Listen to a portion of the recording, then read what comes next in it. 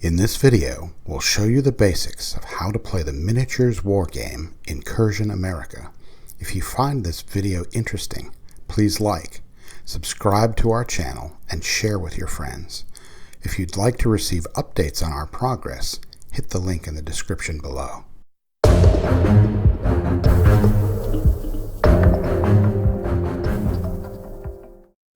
To play, you will need one 35-inch by 35-inch game board, 10 and 6-sided dice. Each player will need their own battle force that includes an army of personnel and vehicle game pieces, a mission card, and 5 obstacles.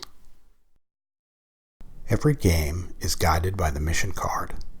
Mission cards are double-sided, with the primary player instructions on one side and the secondary player instructions on the other. In most games, players will roll a 10-sided die with the high roll as the primary and the low roll as the secondary player. The mission title section also identifies if the card side is for the primary or secondary player. The briefing section is flavor text that tells the players why they are fighting. The setup section gives the player special instructions needed to set up the game board before the game. The first bullet in this section shows the game points each player is allowed for the mission. The gameplay section will detail any restrictions you may have. This section of the card will also tell you what you need to do to score points. When either player achieves their victory conditions, the game is immediately over with that player winning the game. There are 3 official game sizes in Incursion America. 10-point games will last 10 to 20 minutes. 20-point games will last about 30 to 40 minutes. And 50-point games will last an hour to several hours depending on the number of game pieces in your battle force. There are currently 2 factions, America and Russia. Players must pick one of these factions. A player's battle force must be made up entirely of game pieces from this one faction or that are neutral. A game pieces faction is found in the upper left-hand corner of its game card. If no faction flag is shown, the game piece is neutral. The cost for each game piece is shown in the upper right corner of its game card. To build your army, simply select a number of game pieces whose total cost equals the game points you and your opponent have agreed to. Remember to include your obstacles cost in your total. Now, let's run through a typical setup and first round of play. For this demo, we'll use a 10-point game. The American battle force is made up of a 10-point Bulldog mech and a 0-point generic Maverick pilot. It also has the mission Scout Enemy Maintenance Installation and 5 obstacles. The Russian force consists of the Viper light mech, its pilot, Face, a Ratnik soldier, Private Smirnov. It also consists of the mission card, Cut Off Reinforcements, and 5 obstacles. Let's move on to setup. First, we roll for primary and secondary player. The player with the higher roll is the primary player. In this demo, the Americans roll a 7 and are the primary player. The secondary player picks between the primary player's mission and the secondary player's mission. This mission will be the mission that we play against for this game. Then we place our obstacles. The primary player places any of his obstacles first. Then the secondary player places an obstacle. Players alternate back and forth until all 10 obstacles have been placed. When placing obstacles, they may not be placed in either player's deployment zone, and they must be at range 4 from every other obstacle. When placing any game piece, including obstacles, They must be placed square with the game board squares, as shown in the figure on the left. The primary player places his army in his deployment zone. The deployment zone is the first 6 rows of game board squares on his side of the board. On the personnel section of a vehicle's game card, it shows the number of personnel with the pilot skill that must be embarked for it to operate. Game pieces piloting a vehicle are placed off the game board with the game card of the vehicle they are piloting. Once the primary player has placed his entire army, the secondary player places his entire army in his deployment zone. Again, his deployment zone are the first 6 rows of squares on the secondary player's side of the board. Setup is done.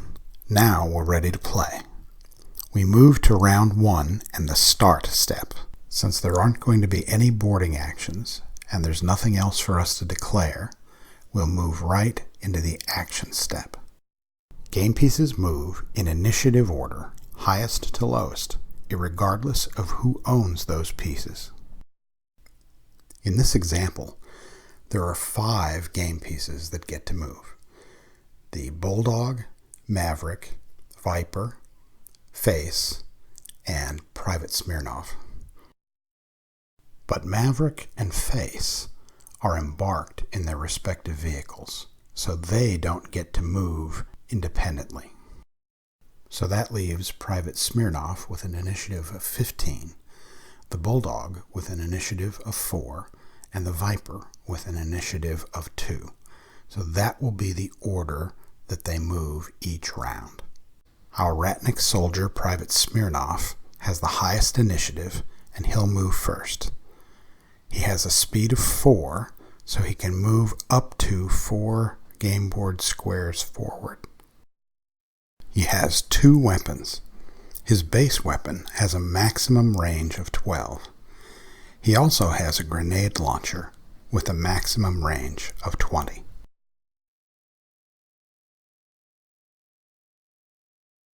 The range is 20, which is just barely in long range of its grenade launcher. Looks like we have line of sight, and the Bulldog will not get any cover. Smirnov's grenade launcher has an aim of 7. Because it's at long range, the Bulldog will get 2 cover. That means the Viper needs a 9 to hit. This roll of 10 is not only larger than it needed to be, but a 10 is an automatic hit. We mark the Bulldog for 2 damage, starting in the far left-hand corner and moving right. We recommend you tap a game piece's game card once it's completed its turn, especially in larger games with lots of game pieces. The Bulldog has a speed of 9, so it can move a total of 9 game board squares this round. The Bulldog has 2 primary weapons, so it can fire them both at the same time. It has a rocket pod and a laser gun. The range to the Ratnik soldier is only 17, so both of those weapons are within optimal range. The Ratnik soldier doesn't get any cover, so the Bulldog only needs a 4 or above to hit with both of those weapons. Both weapons hit. The Ratnik soldier can only take 2, so he's defeated and removed from the game board. The Bulldog did not move its full 9 speed earlier in its round, so it now moves off to the side so that it can gain partial cover behind this obstacle to help it later on when it's attacked. The Viper can move at a speed of 10. That will allow it to move far enough forward that it can be within optimal range of its railgun.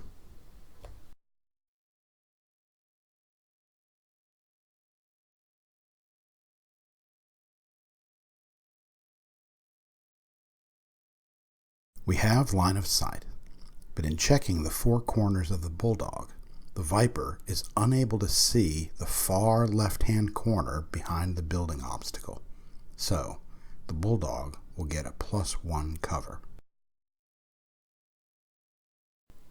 The railgun has an aim of 4, with the cover save of 1 added to it. The Russian player will need a 5 to hit.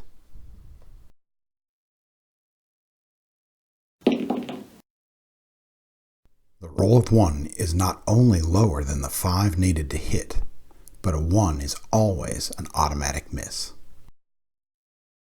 Now that all the game pieces have finished their turn, that concludes the action step.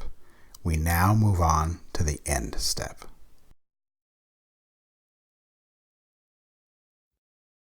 In the end step, we untap cards, collect token markers, and generally clean up the game table to get ready for the next round. If neither player has met their victory conditions on the mission card, the game moves to the next round. This continues until any player meets their victory conditions. As soon as victory conditions are met, the game is over. If you find this video interesting, please like, subscribe to our channel, and share with your friends. Help us build a better game. We'd like to hear what you like and don't like in the comments below. If you'd like to receive updates on our progress, please follow the link and submit your email.